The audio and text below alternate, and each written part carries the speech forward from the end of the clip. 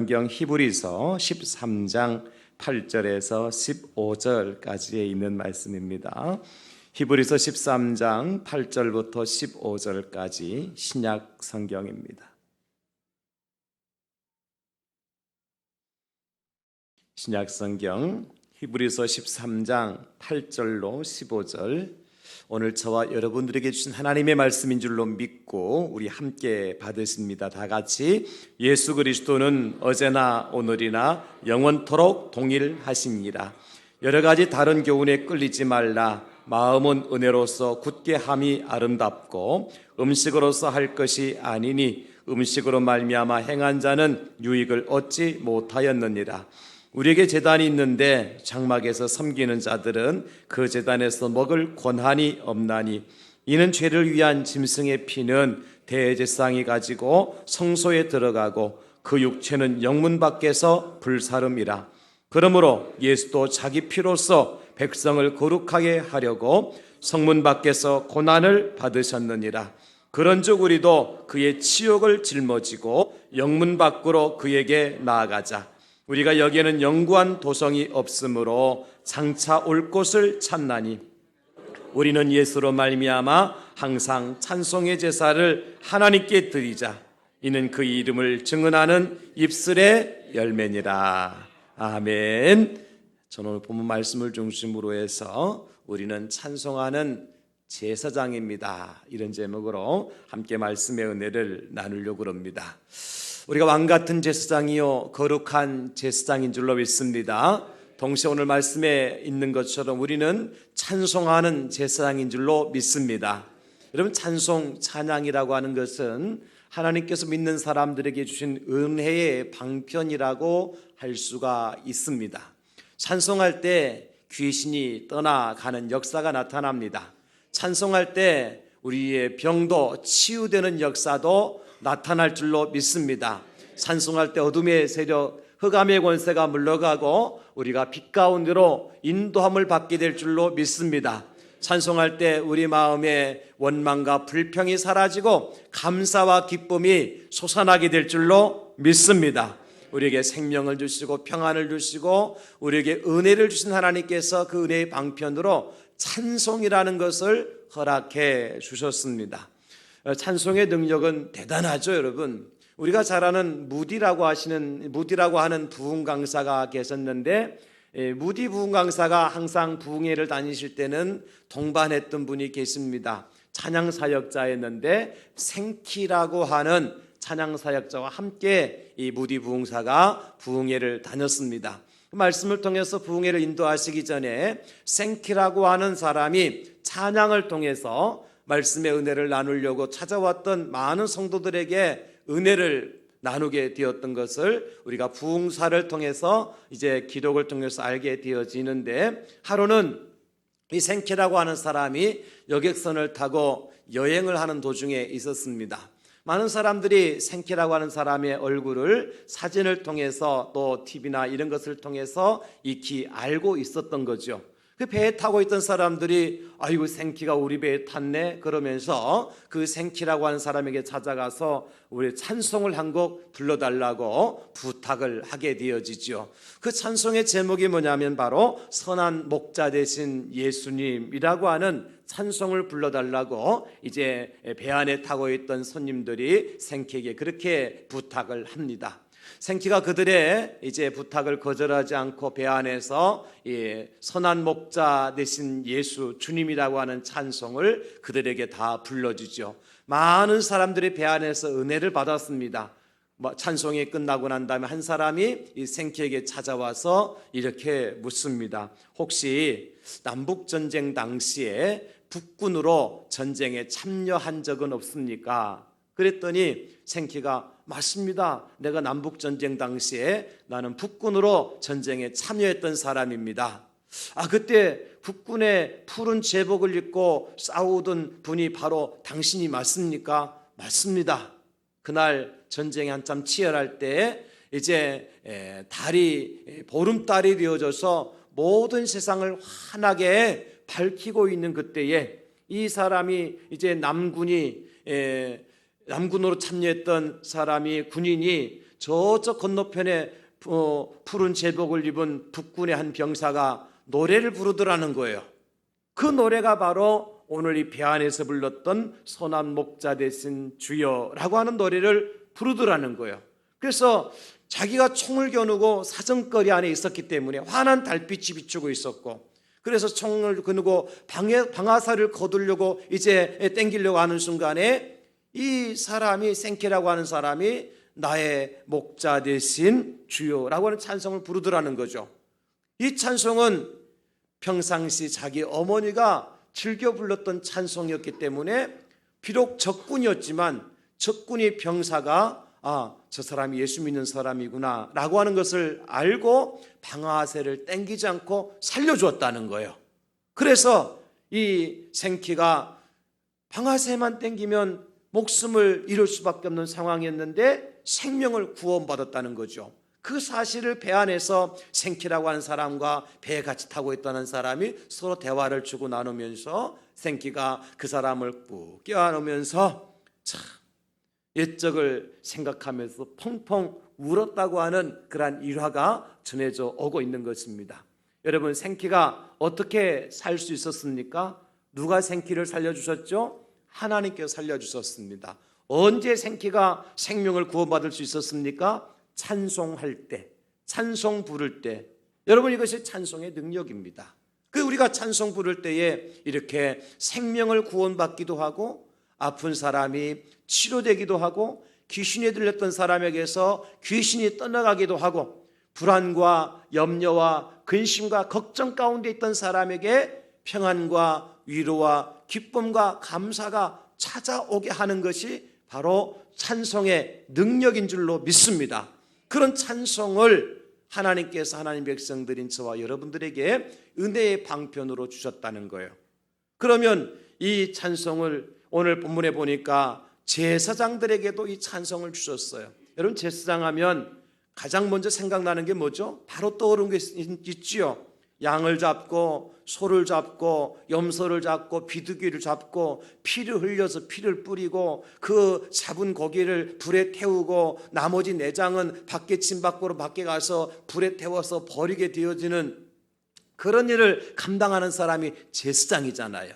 우리 구약의 제사장 하면 늘 그런 것만 생각해죠. 짐승을 잡고 피를 흘리고 피를 묻히고 그 짐승 제물을 불태워서 하나님 앞에 올려드리는 제사장. 그런데 여러분, 제사장이 그런 일만 하는 것이 아니었습니다.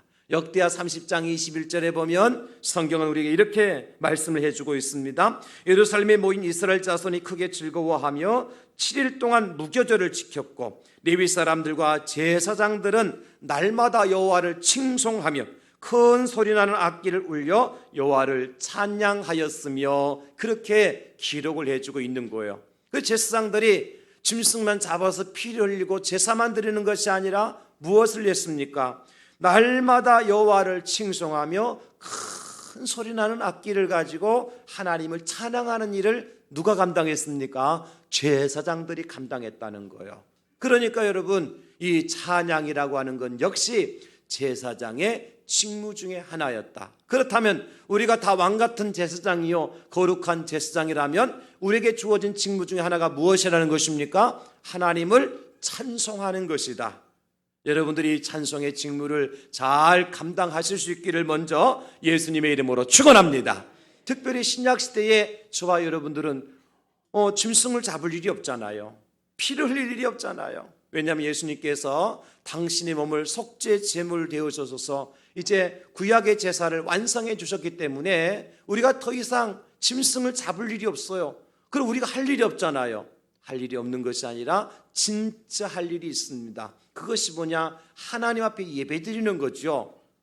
이 마지막 때 왕같은 제사장, 거룩한 제사장이 감당해야 될 직무의 최고 첫 번째 직무가 뭐냐면 하나님께 예배드리는 거예요. 그러면 여러분, 하나님 앞에 예배드리는 것 중에서 가장 중요한 것이 무엇일까요? 하나님 앞에 찬송을 올려드리는 것입니다. 찬송은 예배인 줄로 믿습니다. 찬송이 제사인 줄로 믿습니다. 그래서 제사장 된 저와 여러분들이 하나님 앞에 예배를 드려야 되는데 그 예배 중에서 가장 핵심적인 찬송의 제사를 드리라고 오늘 본문 15절에 말씀을 해주고 있잖아요. 15절에 보니까 그러므로 우리는 예수로 말미암아 항상 찬송의 제사를 하나님께 드리자. 제사는 예배입니다. 찬송의 예배를 하나님께 드리자. 이는 그 이름을 증언하는 입술의 열매니라. 그렇게 말씀해주고 있고, 우리가 읽진 않았지만 16절 하반절에 보면 하나님은 이 같은 제사를 기뻐하시느니라. 하나님은 이 같은 예배를 기쁘게 받으시니라. 할렐루야. 제사장된 저와 여러분들이 하나님 앞에 찬송 드릴 때 하나님께서 기쁘게 받으실 줄로 믿습니다. 나는 하나님 앞에 찬송의 제사를 드리는 자요, 하나님 나의 찬송을 기쁘게 받으시는 분이다. 여러분, 그런데 하나님께서는 모든 예배를 다 기쁘게 받으시느냐? 그렇지 않지요. 하나님께 기쁘시게 받으신 예배가 있어요. 제사가 있어요.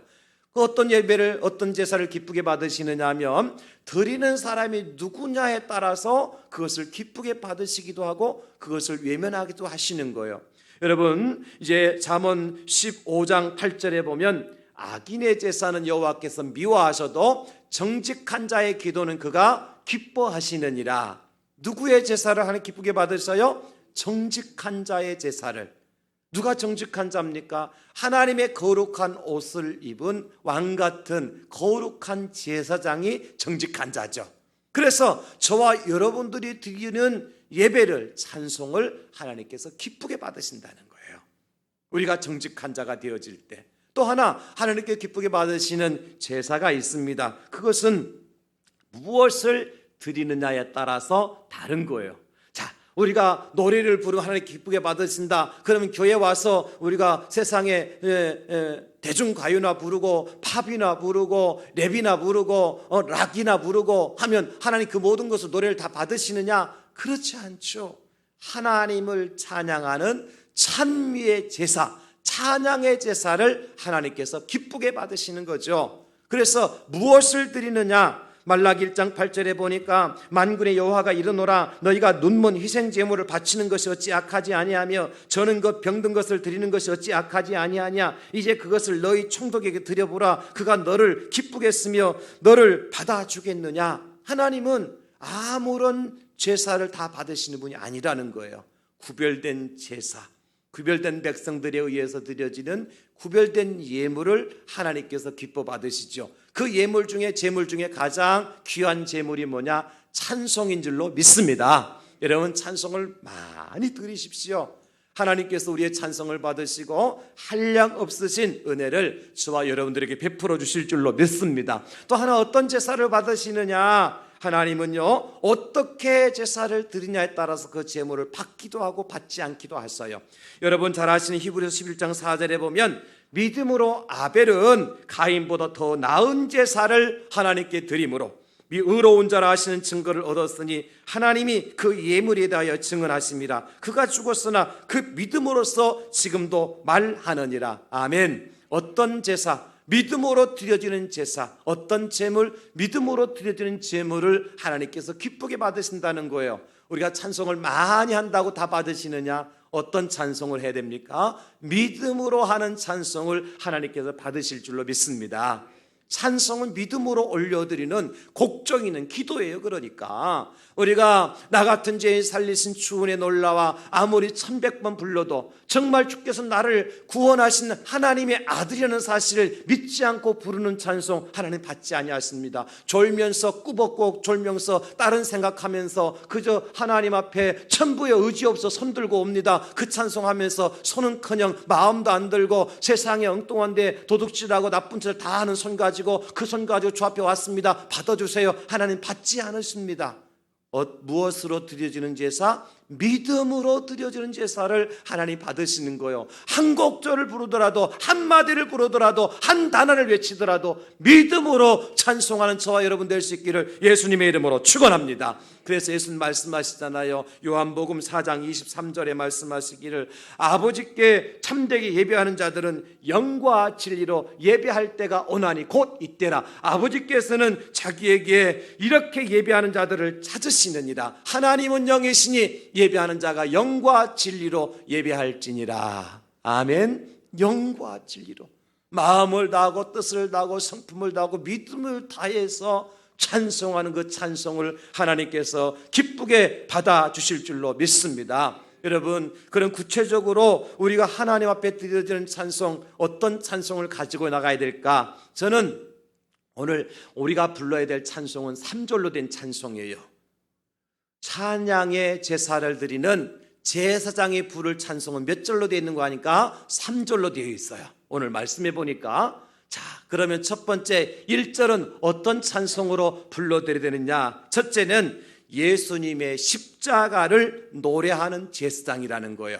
1절 찬송의 가사가 뭐라고요? 예수님의 십자가를 노래하는 거예요. 우리 찬송을 3절로 부르는데 첫 번째 절은 무조건 예수님의 십자가를 찬송하는 거예요.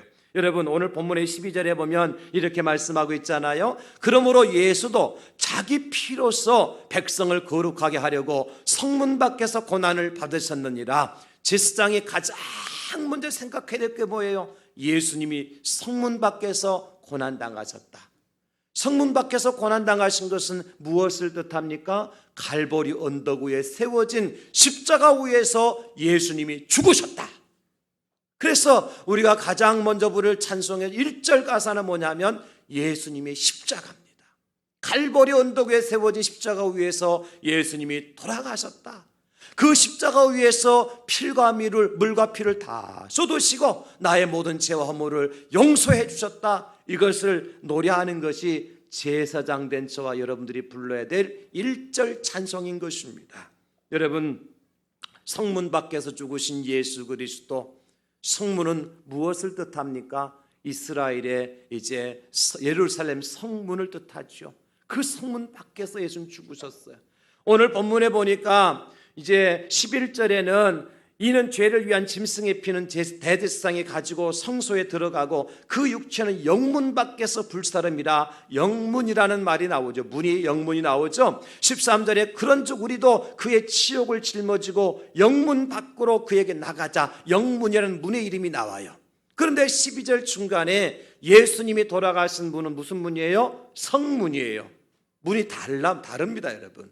헬라어 원문에도 보면 완전히 다른 단어가 사용되어 있는 것을 볼 수가 있습니다. 오늘 예수님이 십자가에 달려 돌아가신 성문은 퓰레라고 하는 헬라어 단어가 사용되어졌는데 그것은 성전문이에요. 그것은 이제 구체적 어떤 문인가 하니까 생명과 멸망으로 들어가는 문의 입구를 뜻하는 거죠. 퓰레라고 하는 말이 헬라어 원뜻이 그거예요. 생명으로 들어가고 멸망으로 들어가는 문의 입구, 이것이 성문, 이렇게 오늘 성경에 번역됐다는 거예요. 무슨 얘기입니까, 여러분? 예수님의 십자가를 우리가 바라보고 나를 위해 십자가 돌아가신 예수님을 믿으면 어디로 들어갈 수 있습니까?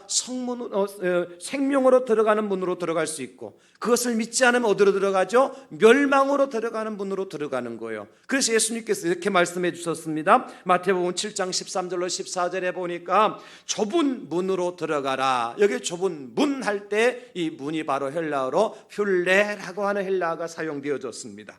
멸망으로 인도하는 문은 크고 여기 역시 그 문도 퓰레라고 하는 동일한 헬라어 단어가 사용되어졌습니다. 그 길이 넓어 그리로 들어가는 자가 많고 생명으로 들어가는 인도하는 문은, 생명으로 인도하는 문은 역시 문, 여기도 퓰레라고 하는 헬라어가 사용된 거예요. 좁고 길이 협착하여 찾는 자가 적음이라. 그러니까 여러분, 오늘 예수님께서 12절에 예수도 자기 피로서 백성을 거룩하게 하려고 성문 밖에서 고난받은 이 성문이라는 퓰레라고 하는 의미가 뭐냐면, 이분은요 생명으로 들어갈 수도 있고 멸망으로 들어갈 수 있는 문의 입구를 뜻하는 거예요.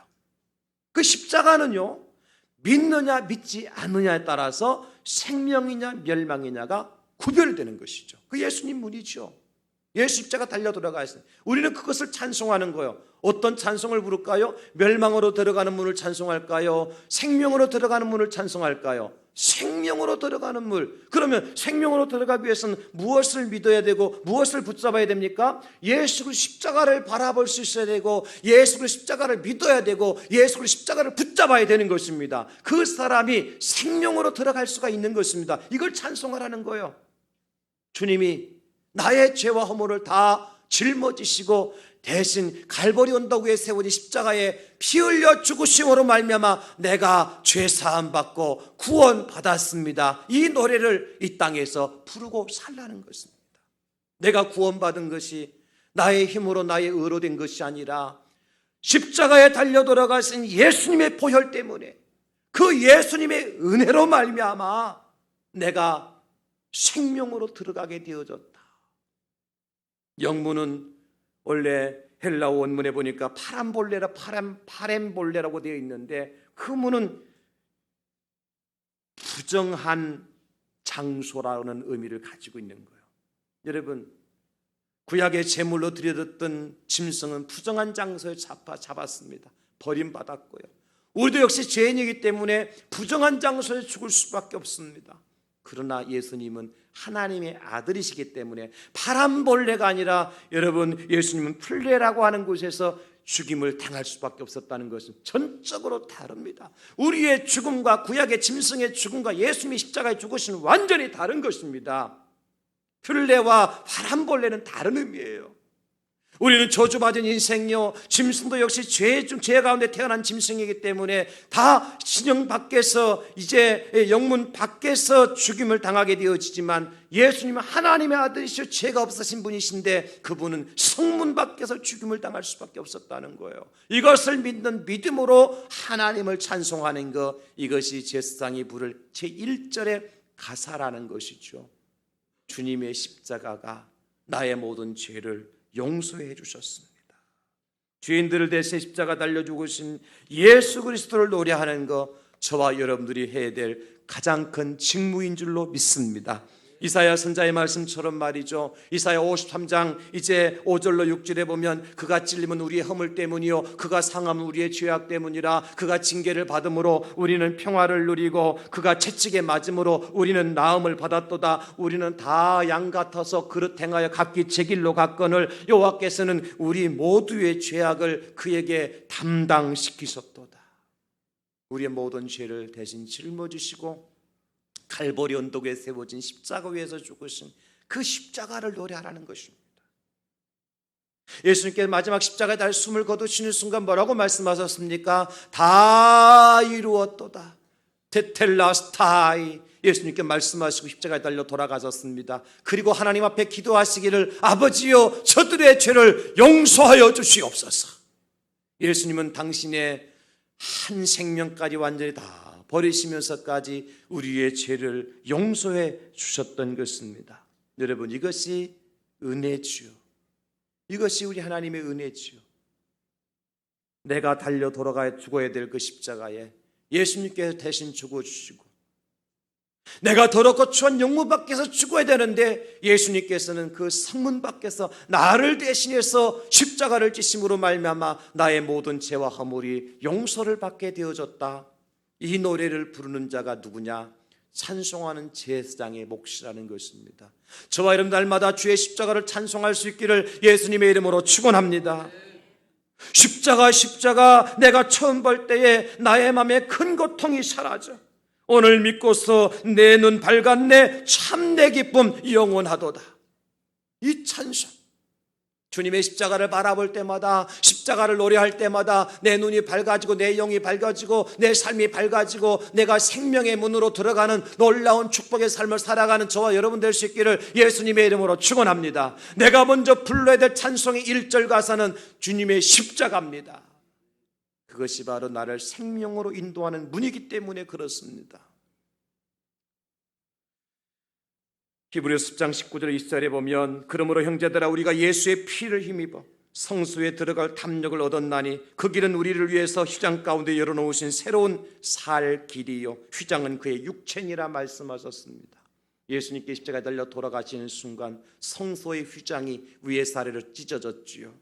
우리는 그 주님의 십자가의 은혜로 성소에 들어갈 담력을 얻게 되어졌는데, 그 길이 무슨 길이라고요? 살 길이라고요. 생명의 길이라고요. 의인의 길이라고요. 여러분, 예수님의 십자가를 노래하는 자가, 예수님의 십자가를 자랑하는 자가, 예수님의 십자가를 찬송하는 자가 생명길로 들어가게 하는 축복을 누리게 될 줄로 믿습니다. 우리 세상에 나가서 무엇을 찬송하겠습니까? 여러분, 세상의 가요를, 세상의 대중가요를 찬송하고 살겠습니까? 주님의 십자가를 찬송하십시오. 알지 못하는 사람들에게 여러분을 위해서 예수님께서 십자가 달려 죽으셨습니다. 여러분의 죄와 허물을 대신 용서해 주시기 위해서 하나님의 아들이신 예수님께서 십자가에 달려 피 흘려 죽으셨습니다. 그 십자가의 은혜가, 그 십자가의 피가 우리의 모든 죄와 허물을 용서해 주셨습니다. 그 십자가를 믿는 자마다, 예수의 보혈을 의지하는 자마다 생명의 문으로 들어가고 천국에 들어갈 수 있습니다. 이것을 증거하는 자가 찬송하는 제사장인 것입니다. 이 한 주간, 아니 우리 남은 여생 예수님의 십자가를 찬송하시는 저와 여러분 될 수 있기를 십자가에 달려 죽기까지 하신 주님의 이름으로 축원합니다. 그 십자가를 자랑하십시오. 그 십자가를 증거하십시오. 거기에 능력이 나타납니다. 죽은 자도 살아납니다. 병든 자도 고침을 받습니다. 귀신이 떠나가게 되어집니다. 염려와 근심인 걱정과 사라지게 되어집니다. 우리의 갈 길을 밝히 보여주시는 하나님의 은혜가 나타나게 되어집니다. 예수의 십자가를 노래할 때, 예수의 십자가를 증거할 때, 예수의 십자가를 자랑할 때, 예수의 십자가를 찬송할 때 그와 같은 역사가 여러분들 가운데, 여러분의 가정에, 여러분의 삶에 일어나게 될 줄로 믿습니다. 십자가의 능력을 체험하고 살아가는 저와 여러분 될 수 있기를 다시 한번 예수님의 이름으로 축원합니다. 찬송하는 제사장 1절 가사가 뭐라고요? 예수님의 십자가를 찬송하는 것입니다. 2절 가사는 무엇일까? 내가 지고 갈 십자가를 노래하는 제사장입니다. 1절은 주님의 십자가를 노래해야 되고 2절은 내가 지고 갈 십자가를 노래하고 찬송하는 거예요. 오늘 13절에 보니까 그런즉 우리도 그의 치욕을 짊어지고 영문 밖으로 그에게 나아가자. 그의 치욕을 짊어지고, 그 치욕이 무엇입니까? 예수님이 우리를 죄를 대신에 짊어졌던 그 치욕의 십자가죠. 그 불명예스러운 십자가죠. 그거 우리도 짊어지고 예수님께로 가자는 것입니다. 은혜를 받았으면 은혜를 갚을 줄 알아야 되죠. 여러분, 그게 진짜 믿는 사람입니다. 예수님 나의 모든 죄와 허물을 대신 위해서 짊어지신 그 십자가의 은혜로 내가 구원을 받았다면 나는 어떤 삶을 살아야 될까요? 내게 주신 주님의 십자가 나도 지고 따라가야 되지요. 그 훌훌 털어버리고 내 마음대로 내 뜻대로 사는 것이 아니라 내 몫에 태인 십자가를 나도 짊어지고 주님 따라가는 자가 진정한 제사장이요 하나님의 사람인 줄로 믿습니다. 여러분, 세상을 쉽게만 살려고, 편안하게만 살려고 하지 마십시오.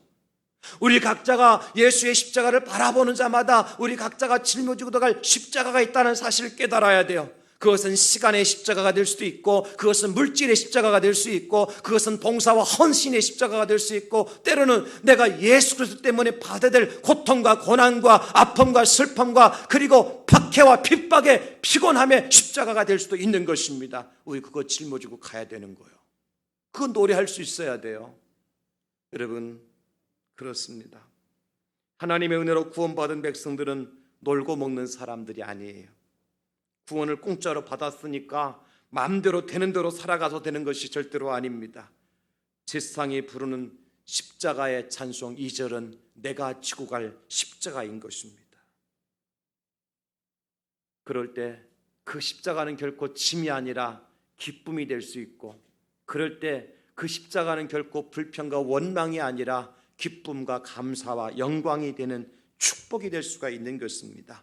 그래서 사도 바울은 갈라디아 교회 성도들에게 뭐라고 말씀하시죠? 갈라디아서 2장 20절에 보면 내가 그리스도와 함께 십자가에 못 박혔나니 그런즉 이제는 내가 사는 것이 아니요 오직 내 안에 그리스도께서 사시는 것이라. 이제 내가 육체 가운데 사는 것은 나를 사랑하사 나를 위해서 자기 자신을 버리신 하나님의 아들을 믿는 믿음 안에서 사는 것이라.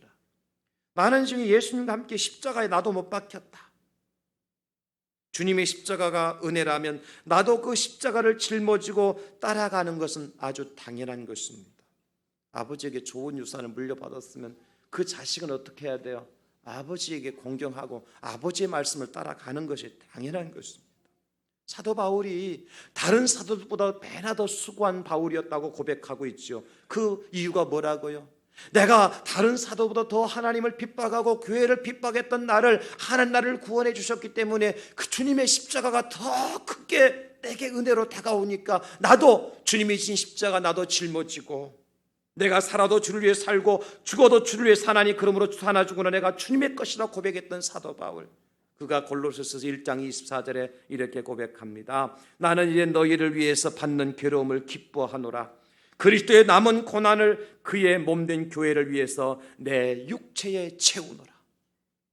바울 사도는요, 십자가를 내팽개치고 십자가 없이 그냥 편안하게 살지 않았습니다. 오히려 주님의 고난을 내 육체에, 남은 고난을 내 육체에 채우노라. 그러면서 하시는 말이 뭐예요? 내가 받는 이 고난을, 괴로움을 기뻐하노라. 십자가를 당당하게 지고 갔던 사람이 누구냐면 사도 바울이었어요. 여러분, 십자가 외면하지 마십시오. 우리가 짊어지고 가야 될 십자가라면 그것이 시간의 십자가든 물질의 십자가든 그것이 우리에게 어떤 박해와 핍박의 십자가든 그것이 내가 봉사하고 헌신해야 될 십자가든 그 십자가 내가 지고 가야 될 십자가일 것 같으면 감사함으로 그 십자가를 짊어지고 그 십자가를 찬송하며 나가는 저와 여러분 될 수 있기를 예수님의 이름으로 축원합니다. 이게 그리스도인입니다, 여러분. 그래서 우리가 살아도 주를 위해 살 수 있는 거고 죽어도 주를 위해서 죽을 수가 있는 것입니다. 갈보리 십자가라고 하는 찬송에 보면 이런 노랫말이 나옵니다. 갈보리 십자가에 주님을 바라볼 때 하나님 크신 사랑 너무나 고마워라. 예수님의 십자가 이제는 나도 지고 이 생명 다 바쳐서 주님을 따르리라. 갈보리 십자가에 주님을 바라볼 때 하나님 크신 사랑 너무나 고마워라. 예수님의 십자가 이제는 나도 지고 이 생명 다 바쳐서 주님을 따르리. 예수님의 십자가, 예수님의 십자가 이제는 나도 지고 이 생명 다 바쳐서 주님을 따르리라. 아멘입니다. 주님이 나를 위해 십자가 달려 죽으셨다면 나도 그 주님의 십자가 지고 가고 이 생명 다 바쳐서 주님을 따르겠습니다. 이 찬송이 바로 찬송하는 제사장이 부르게 되어질 2절 찬송의 내용인 것입니다. 예수님의 십자가와 저와 여러분들이 무슨 상관이 있습니까, 여러분? 그것은 내가 짊어지고 가야 될 십자가를 주님이 대신 져주셨잖아요. 그러므로 우리는 각자에게 주신 십자가를 짊어지고 주님을 따라가는 것은 아주 당연한 것입니다. 자기 십자가를 지고 나를 쫓을지니라 예수님께 제자들에게 말씀하신 것처럼 사랑하는 성도 여러분, 저와 여러분들이 내가 지고 갈 십자가가 무엇인지를 깨닫고 그 십자가를 지고 가는 찬송을 부르는 저와 여러분 될 수 있기를 예수님의 이름으로 축원합니다. 그러면 힘이 나요. 위로가 생겨요. 아, 주님은 나보다 더 큰 고난과 고통을 당하시기까지 하셨는데 이것 정도야, 이 문제 정도야. 주님, 내가 짊어지고 가겠습니다. 내가 감당하겠습니다. 내가 이 십자가를 넉넉히 이기겠습니다. 여러분, 그 찬송을 통해서 여러분 각자에게 주어진 질병의 십자가든 근심의 십자가든 여러분 가난의 십자가든 어떤 십자가든 넉넉히 지고 주님 따라가다 보면 주님께서 우리에게 힘을 주시고 능력을 주시고 우리에게 또 새로운 놀라운 은총을 베풀어 주실 줄로 믿습니다. 외면하지 마십시오. 그거 무겁다고 힘들다고 떠나가지 마십시오. 예수 믿는 사람은 그렇게 피하여 가는 사람이 아닙니다. 십자가 지고 가는 사람입니다. 가는 길이 거칠고 험할 수도 있습니다. 어렵고 힘들 수도 있습니다. 너무 무겁고 너무나도 지쳐서 내려놓고 싶을 때도 있습니다. 그러나 여러분, 주님, 내가 이거 짊어지고 갈게요. 주님 도와주세요. 내가 이 십자가 감당할게요. 주님이 힘을 주세요. 이기게 해주세요. 그래서 어떤 십자가든 내가 지고 갈 십자가를 노래하고 그것을 자랑하고 그것을 선포하고 주님이 주시는 힘으로 승리하는 저와 여러분 될 수 있기를 예수님의 이름으로 축원합니다. 1절 찬송은 예수님이 주실 십자가요, 2절 찬송은 내가 지고 갈 십자가요, 3절 찬송은 뭐냐? 천상의 십자가를 노래하는 제사장이에요. 천상의 십자가. 오늘 본문 14절 15절에 보면 우리가 여기에는 영구한 도성이 없으므로 장차 올 곳을 찾나니, 장차 올 곳이 뭡니까? 천국에 들어가는 거지요. 거기에서 우리가 제사를 드릴 겁니다. 15절에 그러므로 우리는 예수로 말미암아 항상 찬송의 제사를 하나님께 드리자. 이는 그 이름을 증언하는 입술의 열매니라. 천상의 십자가를 노래하고 살아갈 수 있어야 돼요.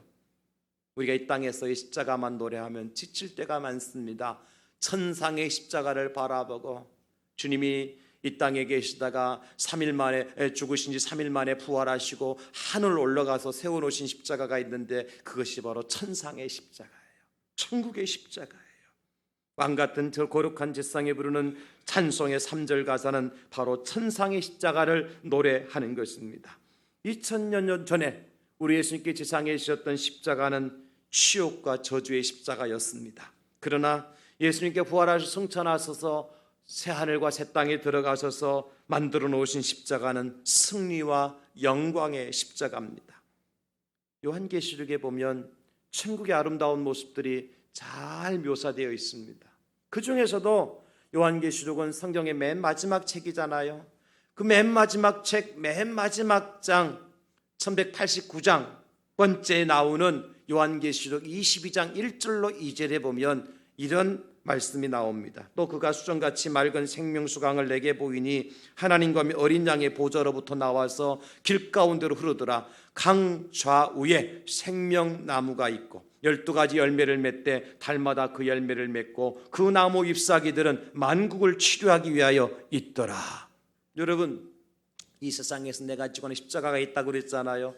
얼마나 힘듭니까? 얼마나 지칩니까? 때로는 그 십자가 때문에 내가 만신창이가 될 때도 없잖아 있습니다. 그럼 우리가 천국 들어가면 어떡할까요?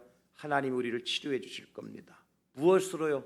요한계시록 나와 있는 말씀처럼 강좌우에 있는 생명나무, 그 나무 잎사귀들은 만국을 치료하기 위해서 있다라 그랬습니다. 이 땅에서 지치고 상한 저와 여러분들이 천국에 들어가게 되어지면 주님께서 십자가를 세워놓으시고 그 십자가의 은혜로 완전한 치유와 회복의 축복을 허락해 주시는데 그것이 바로 생명나무 십자가입니다. 생명나무 십자가. 그 생명나무 십자가의 원형이 어디에 있었죠? 에덴 동산 중앙에 있었습니다. 에덴 동산 중앙에 생명나무가 있었고 그 나무를 중심으로 해서 4개의 강이 흘러가고 있었습니다. 예수님 하나님께서 아담과 하와에게 그 생명나무를 바라보도록 하셨습니다. 그러나 아담과 하와는 그 생명나무가 아니라 선악을 알게 하는 나무의 열매를 따먹죠. 저주의 십자가에 걸려든 겁니다. 생명나무의 십자가가 아니라 저주의 십자가를 붙들었던 거예요. 그래서 아담과 하와는 실패한 인생이 되고 말았습니다. 여러분, 그 생명나무를 다시 회복시켜 놓은 곳이 어딘가 하니까 우리 예수님께서 부활하시고 성천에서 들어가신 천국인 것입니다. 요한계시록 22장 1절과 2절에 나오는 바로 그 생명나무인 것입니다. 그것이 에덴 동산의 생명나무 십자가가 다시 회복이 되어진 것입니다. 왜냐하면 그것은 치료하기 위해서 있는 것이고 우리에게 생명을 주시기 위해서 있는 것이잖아요. 이 십자가 왜 달려 들어가셨죠? 우리를 치유하시기 위해 십자가 달려 들어가셨잖아요. 왜 십자가에 피 흘려 주셨습니까? 그 피를 믿는 자마다 생명을 얻기 위해 십자가에서 피 흘려 주셨잖아요. 그 십자가의 완성이 어디에서 이루어집니까? 천국에 들어가서 이루어지는 거예요. 이 땅에 우리가 구원받았지만 여전히 상처와 아픔과 슬픔과 고통 속에 살아갑니다. 만신창에 대해서 쓰러지고 넘어질 때도 많습니다. 십자가가 분명히 세워졌는데 갈보리 언덕의 십자가를 우리가 믿고 따라갔는데 그럼에도 불구하고 우리가 그런 만신창에 된 삶을 살아가다가 천국에 들어가면 완전히 완성된 십자가, 생명나무 십자가가 우리를 기다리고 있습니다. 그것을 노래하라는 거예요. 그것을 찬송하라는 거예요. 이 땅에서 지치고 힘들 때, 마치 마라의 쓴물 가운데 있을 때, 이 백성들이 그 물을 마시고 고통 중에 죽어가고 있을 때 모세가 하나님께 기도하잖아요. 하나님께 모세에게 말씀하십니다. 한 나뭇가지를 가르치면서 그 나뭇가지를 꺾어서 그 쓴물 속에 집어넣으라 그래요.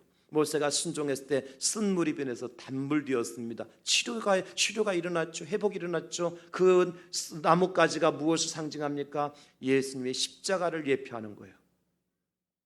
이들이 먹을 것 마실 것 때문에 하나님을 원망하고 모세를 원망하고 있을 때 하나님께서 그 광야에서 불뱀을 내서 물려 죽게 만들었습니다. 또 모세가 기도하죠. 하나님께서 모세에게 뭐라고 말씀하십니까? 장대를 높이 세우고 그 장대 꼭대기에 놋뱀을 달아 놓으라 그러셨습니다. 그것을 바라본 자마다 산다고. 그런데 히브리서 기자는 이 장대가 예수님의 십자가를 예표하는 것이고 그 장대에 달린 놋뱀이 예수 그리스도를 상징한다고 말씀해 주고 있는 거예요. 왜요?